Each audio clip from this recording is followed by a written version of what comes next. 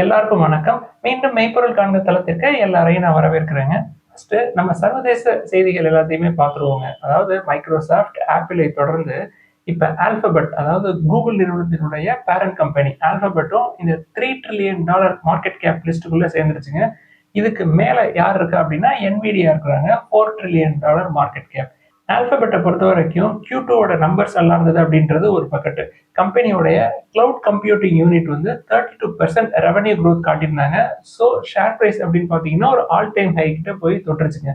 இதற்கு மத்தியில் எரியிற தீயில எண்ணெயை ஊத்துற மாதிரி யூஎஸ் ஃபெடரல் ஜட்ஜஸ் வந்து ஒரு 2-3 நாளைக்கு முன்னாடி ஒரு சில ஜட்மெண்ட்ஸ் எல்லாம் கொடுத்தாங்க. அதாவது ஆல்பபெட் நிறுவனத்துக்கு ஃபேவரா என்ன அப்படின்னா குரோம் ப்ரௌசரோட கண்ட்ரோல், தென் ஆண்ட்ராய்டு மொபைல் ஓஎஸோட கண்ட்ரோல் எல்லாமே வந்து ஆல்பபெட் ரீடைன் பண்ணலாம் அப்படின்னு சொல்லியிருக்காங்க. அடுத்து டெஸ்லா எடுத்துக்கிட்டோம்னா எலான் மஸ்க் அவர்கள் கம்பெனியோட ஷேர்ஸ் ஒரு $1 billion ஒர்த் ஆஃப் ஷேர்ஸ் வந்து வாங்கியிருக்கிறாங்க. ஸோ டெஸ்லாவோட ஷேர்ஸ் நேற்று பயங்கரமாக மேலே ஏறி இருந்தது. ஸோ டெஸ்லா தென் ஆல்பபெட் ரெண்டும் மேலே ஏறினது ஓவராலாக அமெரிக்கன் மார்க்கெட்டை கொஞ்சம் மேலே ஏற்றிருச்சுங்க. நாஸ்டாக் ஒரு 207 பாயிண்ட் அப்பு, டவ் ஒரு 49 பாயிண்ட் அப்பு, S&P 500 ஒரு 30 பாயிண்ட் அப்பு. அமெரிக்க சந்தை இப்போதைக்கு FOMC மீட்டிங்ல ரேட் கட் எவ்வளவு இருக்கும் அப்படின்னு தான் எதிர்பார்க்கறதே தவிர ரேட் கட் இருக்குமா இல்லையா அப்படின்னு சொல்லி எதிர்பார்க்கல. அடுத்து ஜப்பான் நாட்டு சந்தை எடுத்துக்கிட்டோம்னா இன்னைக்கு ஒரு புதிய உச்சங்க 45,000 கிராஸ் பண்ணி மேல போயிருந்தது. நான் கடைசியா பாக்குறப்ப 44,982 இருந்ததுங்க. ஒரு 200 பாயிண்ட் அப்ல இருந்தது. அடுத்து டொயோட்டா மோட்டார் கார்பரேஷன் லிமிடெட் எடுத்துக்கிட்டோம்னா கம்பெனி வந்து யுனைடெட் கிங்டம்ல ஒரு டிஸ்மேண்ட்லிங் பிளான்ட் வந்து போடுறாங்க. ஒரு வருஷத்துக்கு 10,000 யூனிட்ஸ், அதாவது எண்ட் ஆஃப் லைஃப் வெஹிக்கிள்ஸ் இருக்கும் இல்லையா, ஸோ 10,000 வண்டிகளை வந்து டிஸ்மேண்டில் பண்ணுவோம் அப்படின்னு சொல்லியிருக்காங்க. இதில் டொயோட்டா ப்ரொடக்ஷன் சிஸ்டம் பிரின்சிபல்ஸை நாங்கள் ஃபாலோ பண்ணுவோம் அப்படின்னு சொல்லியிருக்காங்க. ஸோ எதுக்கு இதை போட்டிருக்காங்க அப்படின்னா டு இம்ப்ரூவ் சஸ்டைனபிலிட்டி, அதாவது மெட்டீரியல்ஸ் அண்ட் பார்ட்ஸ் எல்லாம் எடுப்பாங்க, எடுத்து ரீசைக்கிள் பண்ண முடிஞ்சா பண்ணுவாங்க, அதை திருப்பி ரீயூஸ் பண்றதுக்கான பாசிபிலிட்டிஸ் பாக்குற மாதிரி தெரியுதுங்க. ஏற்கனவே நம்ம இந்த ரீசைக்கிளிங் ஆஸ்பெக்டை பத்தி பேசுறப்ப டாடா மோட்டார்ஸ் பத்தி நம்ம தொடர்ந்து டிஸ்கஸ் பண்ணுவோம். அவங்க 2019 இருந்தே ரீசைக்கிள் வித் ரெஸ்பெக்ட் அப்படின்ற ஸ்ட்ராட்டஜில எண்ட் ஆஃப் லைஃப் வெஹிக்கிள்ஸ்ல ரீசைக்கிளிங் ஆப்ஷன்ஸ் எல்லாம் தேட ஆரம்பிச்சிட்டாங்க. அவங்களுக்கு ஒரு 10 பிளான்ட்டுக்கு பக்கமா இருக்கு. சமீபத்தில் டாடா ஸ்டீல் கூட பார்ட்னர்ஷிப் போட்டு ஒர்க் பண்ணிட்டு இருக்காங்க அவங்க. அடுத்து டாடா மோட்டார்ஸ் எடுத்துக்கிட்டோம்னா கம்பெனி வந்து அவங்களோட இவி எக்கோசிஸ்டத்தை என்ஹான்ஸ் பண்றதுக்காக ஒரு 13 லீடிங் சார்ஜிங் பாயிண்ட் ஆப்ரேட்டர்ஸ் கூட ஒரு MOU சைன் பண்ணிருக்காங்க. இந்த MOU மூலமா அவங்களுக்கு அடிஷ்னலா ஒரு 25,000 பப்ளிக் சார்ஜிங் பாயிண்ட்ஸ் வந்து ஆட் ஆகுங்க. ஸோ இது யாருக்கு அட்வான்டேஜ் அப்படின்னா டாடா மோட்டார்ஸ் உடைய எலக்ட்ரிக் ஸ்மால் கமர்ஷியல் வெஹிக்கிள்ஸ் இருக்கு இல்லையா, ஏற்கனவே வந்து ஒரு 10,000 ஏசி எலக்ட்ரிக் வந்து ஊருக்குள்ள சுத்திட்டு இருக்கு. அவங்களுக்கு இது ஒரு ஆடட் அட்வான்டேஜா இருக்கும் அப்படின்னு கம்பெனி சொல்றாங்க. அடுத்து டாடா ட்ரஸ்ட் எடுத்துக்கிட்டோம்னா சேர்மன் நயல் டாடா அவர்கள் வந்து போர்டுகிட்ட புதுசா ஒரு ஆர்கனைசேஷனல் ரீஸ்ட்ரக்சரிங் இன் டாடா சன்ஸ் அப்படின்னு சொல்லிட்டு ப்ரொபோஸ் பண்ணியிருக்காங்க. அதாவது இப்ப சேர்மன் என் சந்திரசேகரன் அவர்கள் இருக்காங்க இல்லையா, அது வந்து 3 டிஃபரெண்ட் போஸ்டா, அதாவது MD, CEO, டெப்டி CEO அப்படின்னு சொல்லிட்டு 3 போஸ்டா அதுல பிரிக்கிறதுக்காக ப்ரொபோஸ் பண்ணியிருக்காரு. போர்டு வந்து அதை ஏத்துக்கலங்க, அதை நிப்பாட்டி வச்சுட்டாங்க. குறிப்பா நம்ம தெரிஞ்சுக்க வேண்டியது என்ன அப்படின்னா என் சந்திரசேகரன் அவர்களுடைய டேர்ம், செகண்ட் டேர்ம் வந்து 2027 முடியுதுங்க. 5 இயர்ஸ் ஒரு டேர்ம் அப்படின்றது. ஸோ 2017 இருந்து டாடா சன்ஸ் சேர்மனா என் சந்திரசேகரன் அவர்கள் இருக்கிறாங்க. ஆனா 2027 அப்புறம் டாடா ட்ரஸ்டுடைய சேர்மன் நயல் டாடா அவர்கள் வந்து என் சந்திரசேகரன் அவர்களை கண்டினியூ பண்ணலாம், ஆனா நான் எக்ஸிகியூட்டிவ் சேர்மனா கண்டினியூ பண்ண வைக்கிற மாதிரி அவர் விருப்பப்படுறதாகவும், போர்டு வந்து என் சந்திரசேகரன் அவர்கள் நல்லா பெர்ஃபார்ம் பண்ணிட்டு இருக்காங்க, தேர்ட் டேர்ம் கொடுக்கலாம் அப்படின்றதாகவும் போர்டு விருப்பப்படுறதா செய்திகள் கசியுதுங்க.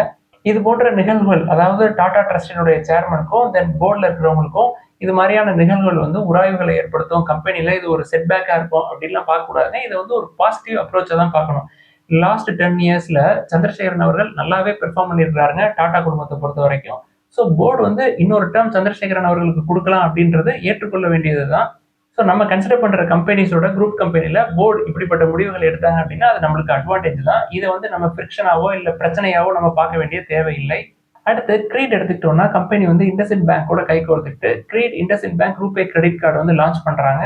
ஸோ இந்த கிரீடோடைய இந்த லான்ச் பேஜ்ல டேஷ்போர்டில் FDs தென் டிஜிட்டல் கோல்டு வாங்குறதுக்கான ஆப்ஷன்ஸ் எல்லாமே இருக்கும் அப்படின்னு கிரீட் தெரிவிச்சிருக்காங்க.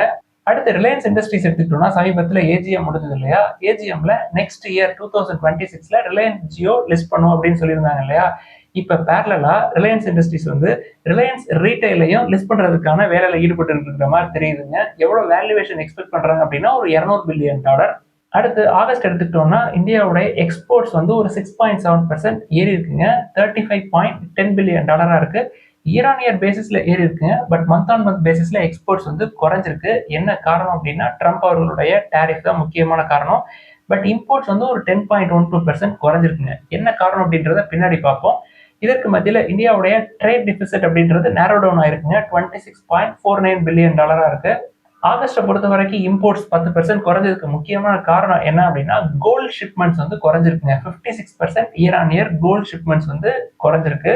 அடுத்து பிளிப்கார்ட் இந்தியா எடுத்துக்கிட்டோம்னா கம்பெனியோட பெர்ஃபார்மன்ஸ்ல பின்னடைவுங்க. அதாவது லாஸ் வந்து வைடன் ஆயிருக்கு. ஃபினான்ஷியல் 24ல ஒரு 4250 crores பக்கமா லாஸ் பண்ணிட்டு இருக்காங்க. ஃபினான்ஷியல் 25 முடிவுல 5189 crores லாஸ் பண்ணிருக்காங்க. என்னதான் ரெவன்யூ வந்து ஒரு 17% ஏறினாலும் கம்பெனியோட டோட்டல் எக்ஸ்பென்சஸ் அப்படின்னு எடுத்துக்கிட்டோம்னா ஃபினான்ஷியல் 25ல 17.4% ஏறி இருக்குங்க. ஃபினான்ஷியல் 24 கம்பேர் பண்றப்ப. அடுத்து முத்தூட் ஃபினான்ஸ் எடுத்துக்கிட்டோம்னா கம்பெனி வந்து ஒரு $600 மில்லியன் ஃபண்ட் ரைஸ் பண்ணியிருக்காங்க இன்டர்நேஷனல் பாண்ட் மார்க்கெட்ல த்ரூ இசிபிஸ் எக்ஸ்டர்னல் கமர்ஷியல் பாரோயிங். அதாவது இந்த $600 மில்லியன் ஃபண்ட் ரைஸ் ஒரு பக்கெட் இருக்கட்டுங்க, ஸ்ட்ராங் குளோபல் பார்ட்டிசிபேஷன் இருக்குங்க. அதாவது முத்தூட் ஃபினான்ஸ் வந்து சப்ஸ்கிரைப் பண்றதுக்கு பாண்ட் சப்ஸ்கிரிப்ஷன்ல என்ன காரணம் அப்படின்னா இன்வெஸ்டர்ஸோட கான்ஃபிடன்ஸ் தான். நல்லா பெர்ஃபார்ம் பண்ணிட்டு இருக்காங்க. கோல்டு ரேட் ஒரு சைடு ஏறிக்கிட்டே இருக்கு. அடுத்து கிறிசல் என்ன சொல்றாங்க, ஆகஸ்ட் 27ல இருந்து ட்ரம்ப் அவருடைய 50% டேரிஃப் வந்து ரோல் அவுட் ஆயிடுச்சு இல்லையா, இதனால இந்த ஹோம் டெக்ஸ்டைல் எக்ஸ்போர்ட்டர்ஸ் உடைய ரெவன்யூ அப்படின்றது 5 to 10% குறையும் ஃபினான்ஷியல் 26ல அப்படின்னு சொல்றாங்க. ரெவன்யூ குறைஞ்சது அப்படின்னா ஆப்வியஸா ஆப்ரேட்டிங் ப்ராஃபிட்டும் குறையிறதுக்கு வாய்ப்புகள் அதிகமா இருக்கும். இது போக கிறிசல் என்ன சொல்றாங்க, இன்ஃபிளேஷன் அப்படின்றது ஃபினான்ஷியல் 26 பொறுத்த வரைக்கும் 3.2% இருக்கும் அப்படின்னு சொல்றாங்க. ஏற்கனவே கிறிசல் வந்து 3.5% இருக்கும் அப்படின்னு எஸ்டிமேட் பண்ணியிருந்தாங்க. இப்போ அதை 3.2% குறைச்சிருக்காங்க. அடுத்து இவிகோ எடுத்துக்கிட்டோம்னா கம்பெனி வந்து ஒரு 110 எலக்ட்ரிக் பஸ்ஸஸ், அதாவது crossway low entry electric buses வந்து டெலிவரி பண்ணிருக்காங்க. யாருக்கு அப்படின்னா டீலிஜின் ஆப்ரேட்டர்ஸ்க்கு. டீலிஜின் அப்படின்றவங்க ஒரு state owned public transport company மாதிரி தெரியுதுங்க பெல்ஜியத்துல. இது டாடா மோட்டார்ஸ்க்கு நல்ல அப்டேட். ஏன்னா Tata Motors commercial vehicle segment கீழே தான் இவிகோ வரப்போகுது. ஸோ எலக்ட்ரிக் வெஹிக்கிள் செக்மெண்ட்ல இவிகோ எவ்வளவு ஸ்ட்ராங்கா இருக்காங்க அப்படின்றத நம்ம புரிஞ்சுக்கணுங்க. ஸோ 110 எலக்ட்ரிக் இவிகோ பஸ்ஸஸ் டெலிவரி பண்ணது ஒரு பக்கம்ங்க. மறுபடியும் டீலிஜின்ட் இருந்து ஃபர்தரா ஒரு 100 எலக்ட்ரிக் பஸ்ஸஸ்க்காக இவிகோக்கு ஆர்டர் கிடைச்சிருக்கு. எதுக்கு இந்த அப்டேட்டை முக்கியமா கொடுக்குறோம் அப்படின்னா கம்பெனில என்ன வேல்யூ இருக்கு அப்படின்றது தெரிஞ்சாதாங்க நம்ம வந்து அதை கான்ஃபிடென்ட்டா கன்சிடர் பண்ண முடியும். ஸோ வேல்யூ இருக்கு, அதனால நம்ம பணத்தை போடுறோம். அடுத்து எல்என்டி எடுத்துக்கிட்டோம்னா கம்பெனி வந்து National High Speed Rail Corporation லிமிடெட்ல இருந்து ஒரு லார்ஜ் ஆர்டர் செக்யூர் பண்ணிருக்காங்க. பொதுவாக இந்த லார்ஜ் ஆர்டர் அப்படின்னு எல்என்டி சொன்னாங்கன்னா ஆர்டர் புக் வந்து ஒரு 2500 crore இருந்து 5000 crore இந்த ரேஞ்சில் இருக்குங்க. ஸோ இந்த ஆர்டர் எதுக்கு அப்படின்னா அகமதாபாத் மும்பை புல்லட் ட்ரெயின் ப்ராஜெக்ட்ல இவங்களோட வேலை என்ன அப்படின்னா ஒரு 156 கிலோமீட்டர்ஸ்க்கு ட்ராக் ரெடி பண்றதுங்க. அந்த ட்ராக் புல்லட் ட்ரெயின் ட்ராக் அப்படின்றது பேலஸ்ட்லெஸ் ட்ராக்ஸ், அதை வந்து எல்என்டி ரெடி பண்ணி கொடுக்குற மாதிரி தெரியுது.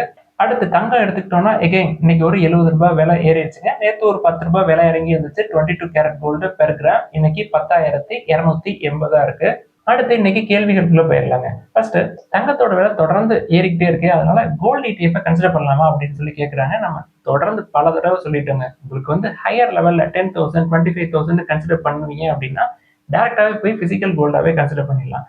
இல்ல 500 100 50 கன்சிடர் பண்ணோம் அப்படின்னா ETF பக்கத்து போலாம் அப்படின்னு சொல்லிட்டோம். தென் பெஸ்ட் ETF எது அப்படின்னு சொல்லி கேட்கறாங்க. நான் கன்சிடர் பண்றதை சொல்லிடுறேங்க. நான் முற்காலங்கள்ல ஐசிஐசிஐ கோல்டு ETF தான் கன்சிடர் பண்ணிட்டு இருந்தேன். Tata gold exchange trader fund வந்ததுக்கு அப்புறம் அதுக்கு எக்ஸ்பென்ஸ் ரேஷியோ கம்மியா இருந்து ஸோ டாடா கோல்டு ETF இப்போ கன்சிடர் பண்ணிட்டு இருக்கேன். அடுத்து சில்வர் ETF பத்தி கேட்கறாங்க. என்ன சொல்லி கேட்கறாங்கன்னா கோல்டு ஏற ஏற சில்வர் ஏறதுக்கு சான்ஸ் இருக்கே சார் அப்படின்னு சொல்லி கேட்கறாங்க. கோல்டு ஏற ஏறதாங்க சில்வர் ETF ஏறுது அப்படின்னு சொல்றீங்க, அதுக்கு கோல்டே கன்சிடர் பண்ணிருங்க. சில்வர்ல போட வேண்டிய அந்த 50 கோல்டு ETFல கன்சிடர் பண்ணிருங்க. நான் ஒரு சேஃபர் சைடுக்கு சொல்றேன். அடுத்து முத்தூட் மைக்ரோஃபின் தென் ஸ்பந்தனா ஸ்பூர்த்தி இதெல்லாம் வந்து எந்த ரேஞ்ச் வரைக்கும் கன்சிடர் பண்ணலாம் அப்படின்னு சொல்லி கேட்கறாங்க. பெரும்பாலும் த்ரெஷோல்ட் அப்படின்னு எடுத்துக்கிட்டோம்னா 1.5 டைம்ஸ் புக் வர வரைக்கும் கன்சிடர் பண்ணலாம்னு தான் சொல்லுவோம். பட் முத்தூட் மைக்ரோஃபின் தென் ஸ்பந்தனா ஸ்பூர்த்தியை பொறுத்த வரைக்கும் புக் வேல்யூக்கு கீழே இருக்கிற வரைக்கும் கன்சிடர் பண்றது சேஃப். அடுத்து ஐடிடி சிமெண்டேஷன் அப்படின்ற நிறுவனத்தை பத்தி கேட்கறாங்க. 33 டைம்ஸ் ஏர்னிங்ஸ், அது போக டெட் டு ஈக்விட்டியும் ஒரு 0.52க்கு பக்கமா இருக்குங்க. ஸோ 33 டைம்ஸ் ஏர்னிங்ஸ் கொடுக்கறதுக்கு எல்என்டியே பார்க்கலாங்க. 31 டைம்ஸ் ஏர்னிங்ஸ் தான். அடுத்து நால்கோ நிறுவனத்தினுடைய கன்சிடரேஷன் பத்தி கேட்கறாங்க. நல்ல வேல்யூவேஷன்ல தான் இருக்கு, ரொம்ப ரொம்ப பொறுமையா இருக்கவங்க நால்கோவை கன்சிடர் பண்ணா. அடுத்து சிப்லா பத்தி கேட்டிருக்காங்க. சிப்லா பொறுத்த வரைக்கும் 25 டைம்ஸ் ஏர்னிங்ஸ்ங்க. ஸோ 20 டைம்ஸ் ஏர்னிங்ஸ்க்கு கீழே இருக்கிற நிறுவனங்களே நிறைய இருக்கு நம்ம கன்சிடர் பண்றதுக்கு. அதனாலதான் சிப்லாவை நம்ம கன்சிடர் பண்றது இல்லை. வெல் பிலோ 30 தான் இருக்கு. பட் இன்னும் சீப்பரா டாக்டர் ரெட்டி நாட்கோலாம் இருக்கு, அதை பார்க்கலாம். அடுத்து நார்தர்ன் ஆர்ட் கேபிட்டல் அப்படின்ற நிறுவனத்தை பத்தி கேட்டிருக்காங்க. ஏதாவது கம்பெனில சிக்கல் இருக்கா அப்படின்னு சொல்லிட்டு அப்படி எல்லாம் எதுவும் இருக்கிற மாதிரி தெரியலங்க. பிளஸ் இவங்களும் வந்து மைக்ரோ ஃபைனான்ஸ் செக்டர்ல இவங்களோட கான்ட்ரிபியூஷன் அப்படின்றது அதிகமா இருக்குங்க. பட் கம்பெனியோட ப்ராஃபிட்ஸ் குறைஞ்சிருந்தது, கொஞ்சம் ரெக்கவரி ஆயிட்டாங்க. பெருசா லாஸ் பண்ணாம கொஞ்சம் டர்ன் ஓவர் ஆயிட்டாங்க. கம்பெனியோடைய பிரைஸ் டு புக் அப்படின்னு பார்த்தோம்னா 1.25 டைம்ஸ் இருக்குங்க. ஸோ ஸ்பந்தனா ஸ்பூர்த்தியா இருக்கட்டும், இல்ல முத்தூட் மைக்ரோஃபினா இருக்கட்டும், நம்ம புக் வேல்யூ கீழே பார்த்துட்டு இருக்கோம். அதை கம்பேர் பண்றப்ப நார்தர்ன் ஆர்க் கேபிட்டல் காஸ்ட்லி தான். அடுத்து டிரான்ஸ்ரைல் லைட்னிங் அப்படின்ற நிறுவனத்தை பத்தி கேட்டிருக்காங்க. Power transmission and distribution business.